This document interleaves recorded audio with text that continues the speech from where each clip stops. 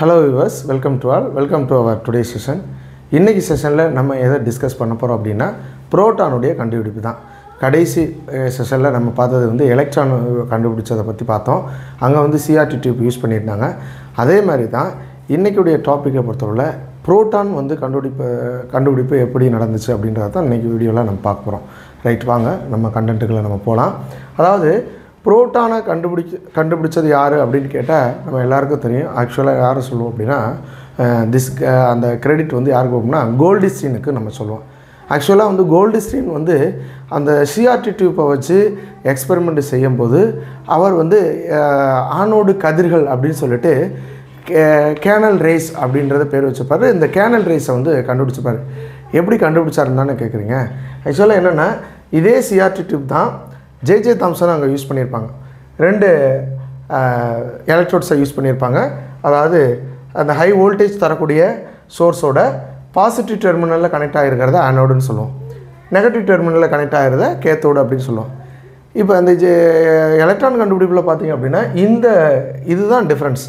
Electron கண்டுபிடிப்புக்கும் proton கண்டுபிடிப்புக்குள்ள இந்த cathode தான் difference. அங்கே என்ன யூஸ் பண்ணியிருப்பாங்கன்னா அங்கே வந்து நார்மலாக அந்த மெட்டல் எலக்ட்ரோடு யூஸ் பண்ணியிருப்பாங்க. இங்கே வந்து பெர்ஃபோரேட்டட் எலக்ட்ரோடை யூஸ் பண்ணியிருப்போம். எதுக்காக அது யூஸ் பண்ணணும் அப்படின்னு பார்க்கணுன்னா, இப்போ ஏற்கனவே வந்து எதிர்மின் சுமையுடைய துகள்கள் இருக்குது அப்படின்றத கண்டுபிடிச்சாச்சு. அதை தான் எலக்ட்ரான் சொல்லியாச்சு. அப்போ அடுத்தது என்ன சிந்திக்க தோணுது அப்படின்னா, எதிர்மின் சுமையுடைய துகள்கள் இருக்குது அப்படின்னா ஒரு அணு அப்படின்றது நடுநிலைத்தன்மை வாய்ந்தது அப்படின்ற கான்செப்ட்டுக்கு வரும்பொழுது கண்டிப்பாக நேர்மின் சுமையுடைய துகள்கள் அதில் இருந்தாகணும் அப்படின்ற நோக்கத்தில் தான் கோல்டிஸ்டீன் இந்த எக்ஸ்பெரிமெண்ட்டை மறுபடியும் ஃபர்தராக கேரி பண்ணுறாரு. சிஆர்டி டியூப்பை கொஞ்சம் மாடிஃபை பண்ணுறாரு. என்ன செய்கிறார் அப்படின்னா இந்த கேத்தோட துளையிட்டு இதை வந்து இங்கே பயன்படுத்துகிறார். இப்போ துளையிடாமல் இருக்கும் பொழுது பார்த்தோம் அப்படின்னா இதுலேருந்து உங்களுக்கு வந்து எலக்ட்ரான்ஸ் வந்து moves from cathode to anode. அந்த ரேஸை வந்து இங்கே சிங்க் சல்ஃபைடு கோட் பண்ணியிருந்த அந்த ஃப்ளூரசன் மெட்டீரியலில் அந்த ஒளிர்தலை அவர் வந்து பார்த்தாங்க. இப்போ அதே நேரத்தில் ஆனோடிலிருந்து கதிர்கள் உருவாகும் அப்படின்ற ஒரு கண்டுபிடிக்கிறதுக்காக தான் இங்கே பெர்ஃபோரேட்டட் கேத்தோட யூஸ் பண்ணியிருக்காங்க. ஆனோடிலிருந்து வரக்கூடிய கதிர்கள் இந்த துளை வழியாக எதில் ஒளிர்தலை ஏற்படுத்துகின்றன, இதில் இருக்கக்கூடிய அந்த சிங்க் சல்ஃபைடு தடவப்பட்ட அந்த ஒளிரக்கூடிய அந்த ஃப்ளூரசன் மெட்டீரியலில் பட்டோன்னா அங்கே வந்து லைட் க்ளோ ஆகிறத அவர் பார்க்குறாரு. அப்போ இந்த ரேஸ் வந்து எங்கேருந்து ஆரிஜினேட் ஆகி வர்றதை சொல்கிறாங்க அப்படின்னா இங்கே ஆனோடுலேருந்து இந்த கதிர்கள் இங்கே வர்றதுனால அதுக்கு வந்து ஆனோடு ரேஸ் ஆக்சுவலாக என்னென்னா கேனல் ரேஸ் அப்படின்னு சொல்லுவாங்க. அதாவது பாசிட்டிவ் சார்ஜ்டு அயான்ஸ் அப்படின்னு சொல்லுவாங்க. சரி, இப்போ இது வந்து கேனல் ரேஸ்ன்னு அவர் பேர் வச்சுட்டார். ஆக்சுவலாக இந்த புரோட்டான் அப்படின்ற இது வர்ற கான்செப்ட் பார்த்திங்கன்னா 1830 ப்ரௌட் என்ன சொல்லியிருப்பார் அப்படின்னு பார்த்திங்கன்னா அனைத்து அணுக்களிலையும் பார்த்திங்க அப்படின்னா ஹைட்ரஜன் உட்கரு இருக்குது அப்படின்றத அவர் சொல்லியிருப்பார்.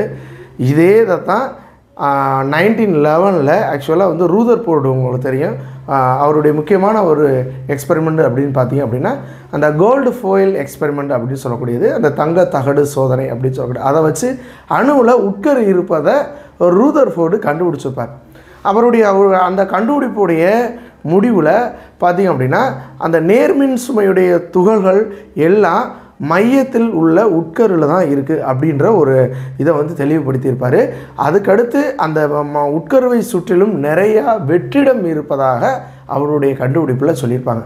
சரிங்க, இப்போ உட்கருவில் இந்த நேர்மின் சுமையுடைய துகள்கள் இருக்குது.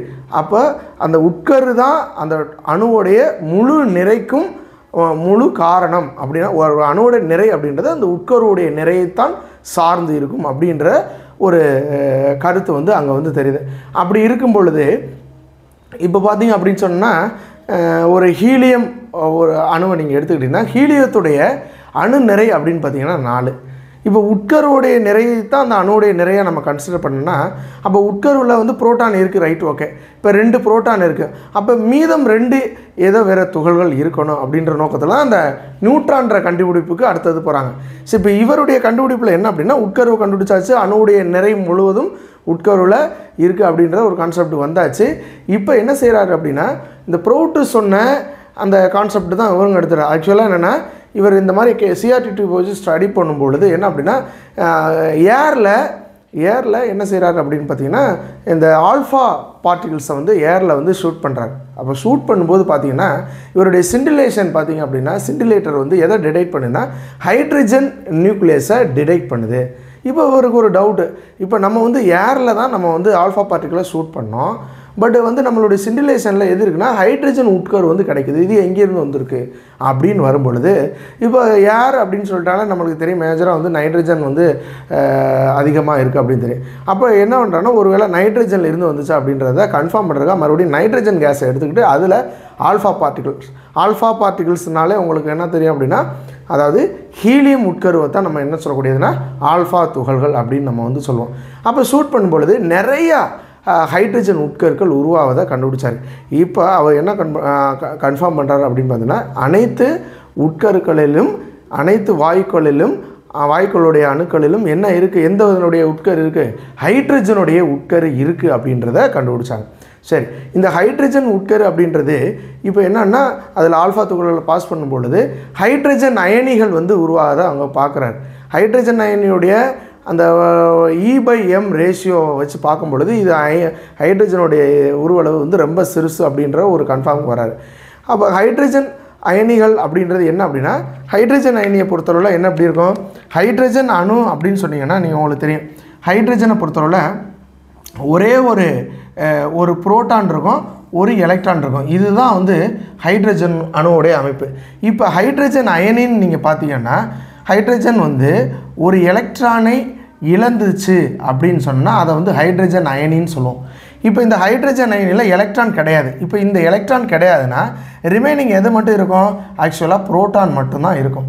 அப்போ இதை எப்படியும் சொல்லலாம், ஹைட்ரஜன் அயனியை நம்ம எப்படியும் சொல்லலாம் அப்படின்னு சொன்னோம்னா புரோட்டான் சொல்லலாம். H+ஐயும் நம்ம எப்படி சொல்லலாம் அப்படின்னா புரோட்டான் அப்படின்னு நம்ம சொல்லலாம். சரி, ரைட். இப்போ இதுதான் அவர் வந்து கண்டுபிடிப்பு. அப்போ ஹைட்ரஜன் அயனிகள் உருவாகிறத பார்த்தாரு. அப்போ இதை தான் வந்து நம்ம வந்து புரோட்டான் சொல்கிறோம்.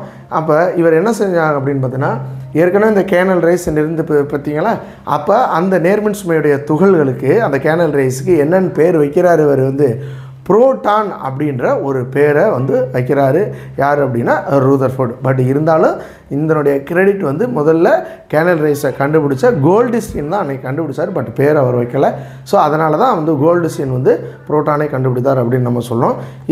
இதுக்கு அடுத்ததாக ரூதர்ஃபோர்டும் இந்த எல்லா அணுக்களிலும் ஹைட்ரஜன் உட்கரு இருக்குது அப்படின்றத ப்ரூவ் பண்ணது மூலமாக அப்போ வந்து என்ன அப்படின்னா புரோட்டான் அந்த கேனல் உட்கருவில் இருக்குது அப்படின்னு சொன்னால் அந்த பாசிட்டிவ் ரேஸுக்கு வந்து புரோட்டான் அப்படின்னு சொல்லிட்டு பேர் வச்சார். சரி, இதுக்கு அடுத்ததான் அப்போ புரோட்டான் இருக்குது அப்படின்னு சொன்னோன்னா இதற்கு ஆப்போசிட்டான அதாவது என்ன சொல்லக்கூடாது அதோட உட்கருடைய நிறை முழுவதும் அதாவது ஒரு அணுவுடைய நிறை முழுவதும் உட்கருவில் தான் இருக்குது அப்படின்ற ஒரு கான்செப்ட் வரும்போது இப்போ புரோட்டான் இருக்குது. அப்போ புரோட்டான் இருக்குன்னா இது போக வேறு எதுவும் துகள்கள் இருக்கா அப்படின்ற கண்டுபிடிப்பு தான் எதனுடைய கண்டுபிடிப்புக்கு வழிவகுக்குது அப்படின்னு பார்த்தீங்கன்னா புரோட்டானுடைய நியூட்ரானுடைய கண்டுபிடிப்புக்கு வழிவகுக்குது. ஸோ நியூட்ரானுடைய கண்டுபிடிப்பு என்ன அப்படின்றத அடுத்த செஷனில் நம்ம டிஸ்கஸ் பண்ணலாம். இந்த செஷனில் உங்களுக்கு இந்த புரோட்டான் கண்டுபிடிப்பை பற்றி நான் சொல்லியிருக்கேன். இது இந்த புரோட்டான் கதிர்களுடைய அந்த ஆனோடு கதிர்களுடைய பண்புகள் நம்ம பார்த்துடலாம். அந்த பண்புகளை பொறுத்தவரை ஆனோடு கதிர்கள் எப்போவுமே பார்த்திங்கன்னா உங்களுக்கு நேர்கோட்டில் தான் போகும். ஆனோடு கதிர்கள் பார்த்திங்க அப்படின்னா துகள்களால் ஆனவை. அதுக்கடுத்து மின்புலம் மற்றும் காந்தப்புலத்தால் கண்டிப்பாக இது வந்து என்ன சொல்கிறேன்னா விலகல் அடைகின்றன. அதே போல் எதிர்மின் வாயை நோக்கி விலகல் அடைகின்ற இந்த கதிர்களை பொறுத்தவரை எங்கிட்ட நோக்கி போகும் அப்படின்னா எதிர்மின் வாயை நோக்கி. இந்த கதிர்களுடைய பண்புகள் மின்னிறக்க குழாயில் இருக்கக்கூடிய வாயுவின் தன்மையை சார்ந்து அமையும். ஆனால் எலக்ட்ரானுடைய கண்டுபிடிப்பில் பார்த்தீங்கன்னா அங்கே வந்து அந்த மின்னிறக்க குழாயில் உள்ள வாயுவின் தன்மையை சார்ந்து மாறாது. பட் புரோட்டான் உள்ள கண்டுபிடிப்பில் இந்த ஆனோடு கதிர்களுடைய பண்புகள் வந்து அதில் நிரப்பப்பட்டிருக்கக்கூடிய வாயுக்கள், ஏன்னா இது உள்ள அப்படின்னா வாயுக்கள் நிரப்பப்பட்டிருக்கும். அந்த வாயுக்களுடைய குறைந்த அழுத்தத்தில் நம்ம வந்து கிட்டத்தட்ட ஒரு 10,000 வோல்ட் வரைக்கும் நம்ம வந்து ஹை வோல்டேஜை வந்து இந்த 2 எலக்ட்ரோட்லேயும் கரண்ட்டாக நம்ம பாஸ் பண்ணுறோம். அப்போ பாஸ் பண்ணும்பொழுது உருவாகக்கூடிய கதிர்களுடைய சிண்டிலேஷனை வச்சு தான் நம்ம வந்து அந்த ஆனோடு கதிர்கள் அப்படின்னு சொல்கிறோம். அப்படி உருவாகக்கூடிய கதிர்களுடைய பண்புகள் அந்த உள்ளே இருக்கக்கூடிய வாயுக்களுடைய தன்மையை சார்ந்து அமையும் அப்படின்றதான் இதனுடைய முக்கியமானது. துகளுடைய நிறை மின்னிறக்க குழாயில் உள்ள வாயுவின் நிறைக்கு சமமாக இருக்கும். உள்ளே எந்த வாயுவை எடுத்துருக்கீங்களோ அந்த வாயுவோடைய நிறைக்கு சமமாக இருக்கும் அப்படின்றத இந்த ஆனோடு கதிர்களுடைய கண்டுபிடிப்புக்கு பின்னால் நம்ம வந்து தெரிஞ்சுக்கிற முடியுது. இப்போ இன்றைக்கி நடத்துனது உங்களுக்கு வந்து முழுமையாக புரிஞ்சிருக்கும் அப்படின்னு நினைக்கிறேன். இதில் ஏதேனும் சந்தேகங்கள் இருந்துச்சா நம்ம கமெண்ட் பாக்ஸில் கமெண்ட் பண்ணுங்கள். இன்னொரு அடுத்த வீடியோவில் நியூட்ரானை பற்றின கண்டுபிடிப்பை பற்றி டீட்டெயிலாக நம்ம டிஸ்கஸ் பண்ணலாம். Thank you to all.